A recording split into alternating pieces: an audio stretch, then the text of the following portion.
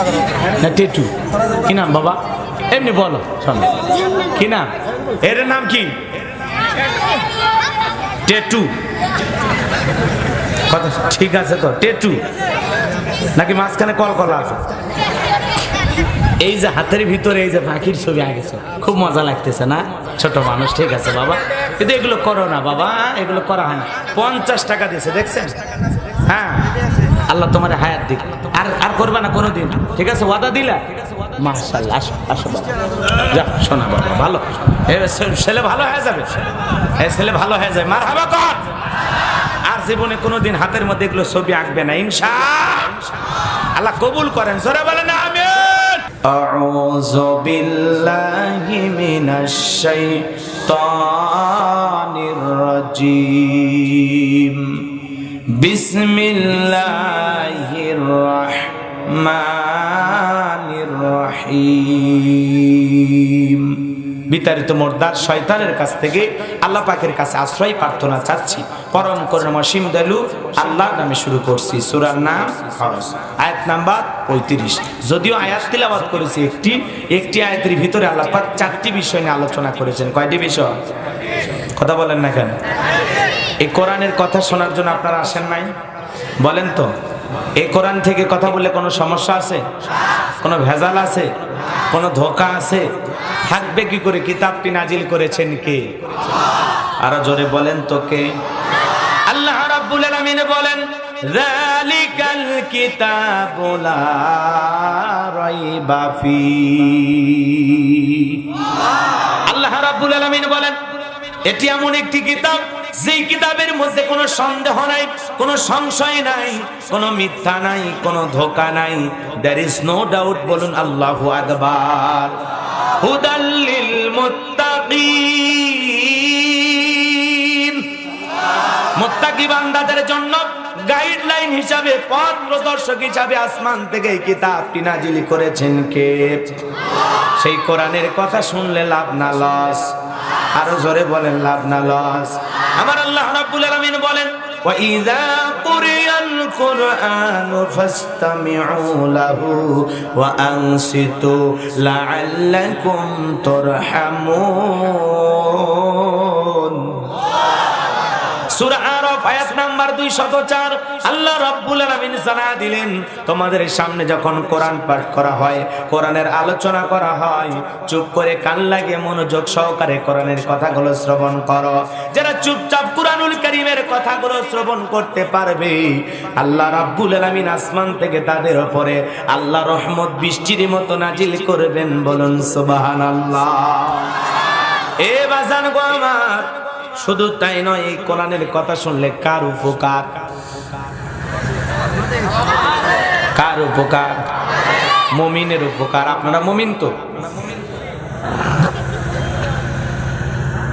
মুমিনের উপকার আল্লাহ রাব্বুল আলামিন বলেন, ওয়াযাক্কির ফাইন্নায যিকরা তানফাউল মুমিনিন। সূরা জারিয়ার 55 নম্বর আয়াত। আল্লাহ রাব্বুল আলামিন বলেন, যারা আমার মুমিন বান্দা, তাদের সামনে যদি কোরআন দেওয়াজ করা হয়, কোরআন থেকে উপদেশ দেওয়া হয়, এই কথাগুলো শোনার পর আমার মুমিন বান্দাদের উপকারে আসবে। বলুন সুবহানাল্লাহ। সে কোরআন দিয়ে কথা বলবো, শুনবেন না বাড়ি যাবেন। আল্লাহ রাসূল বলেছেন, মান ক্বালা বিহি সাদাকা, যে কোরআন থেকে কথা বলে সে সত্য কথা বলে। বলেন আল্লাহু আকবার। তাহলে চলুন আমরা আলোচনা শুরু করি। আমার আল্লাহ কি বলেছেন জানার দরকার আছে না নাই? জোরে বলেন, দরকার আছে না নাই? আমার ভাই একটি বিষয় আপনাদের সামনে, খুব গুরুত্বপূর্ণ একটি বিষয় তুলে ধরেছিলেন, সেটি হলো মাতা পিতার খেদমত। কথা বলেন না কেন? পিতা মাতার খেদমত করতে কিভাবে করতে হবে? পিতা মাতার খেদমত করলে কপাল খুলবে কিভাবে? আর যদি পিতা মাতার সাথে খারাপ আচরণ করি, আমাদের ভাগ্যে কতটুকু দুঃখ দুর্দশা নামতে পারে, এই বিষয়গুলো নিয়ে চমৎকার আলোচনা করেছেন আমার পূর্বে প্রিয় ভাই হাফিজ কারি মাওলানা আব্দুল মালিক সাহেব। এই জন্য আমি আরেকটি বিষয় নিয়ে আপনাদের সামনে তুলে ধরার চেষ্টা করব ইনশাআল্লাহ। তাহলে আমরা একটি বিষয় নিয়ে আলোচনা শুনেছি। আলোচনার বিষয় কি ছিল?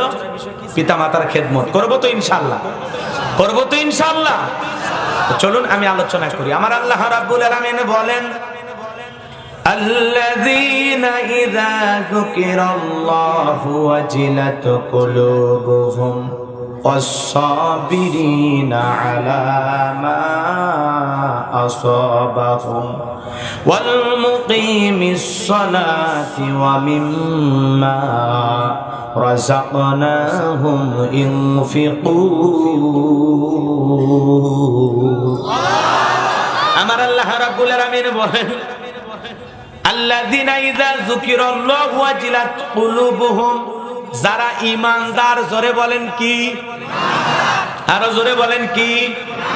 আমার আল্লাহ পাক বলেন যারা ঈমানদার তাদের সামনে যখন আমি রবের নাম উচ্চারণ করা হয় ভয়ে তাদের অন্তরাত্মা কেঁপে ওঠে। বলেন আল্লাহু আকবার। আল্লাহর নাম শুনলে কাদের ঈমান কাঁপে? ঈমানদারদের কথা বলেন না কেন? আয়াতের অর্থগুলো একটু বোঝেন আগে, কষ্ট মনে নিন না। আল্লাহ পাক এই জায়গায় বললেন আল্লাযীনা ইযা যুকিরাল্লাহু ওয়াজিলাত কুলুবুহুম, যারা ঈমানদার তাদের সামনে যখন আমি রবের নাম উচ্চারণ করা হয়, আমি আল্লাহর নাম উচ্চারণ করা হয়, ভয়ে তাদের অন্তরে প্রকম্পিত হয়ে ওঠে, অন্তরের ভিতরে কম্পন সৃষ্টি হয়। কার ভয়ে? আরো জোরে বলেন কার ভয়ে? আমার আল্লাহ পাক অন্য আরেকটি আয়াতের ভিতরে বললেন ইন্নামাল মুমিনুনাল্লাযীনা ইযা যুকিরাল্লাহু ওয়াজিলাত কুলুবুহুম। আল্লাহু আকবার। আল্লাহ পাক বলেন নিশ্চয়ই যারা আমার মুমিন বান্দা তাদের সামনে যখন আমি রবের নাম উচ্চারণ করা হয় এইটা শোনার পর ভয়ে তাদের অন্তর কেঁপে ওঠে। তাহলে আল্লাহর নাম শোনার পরে মুমিনের ঈমানদারের অন্তর কি হয়? কেঁপে ওঠে। কার ভয়ে? আল্লাহর ভয়ে। আল্লাহর ভয়ে যদি কোনো ঈমানদারের অন্তর কেঁপে ওঠে তার দ্বারা কখনো গুনাহ করা সম্ভব? কথা বলেন না কেন? গুনাহ করা সম্ভব?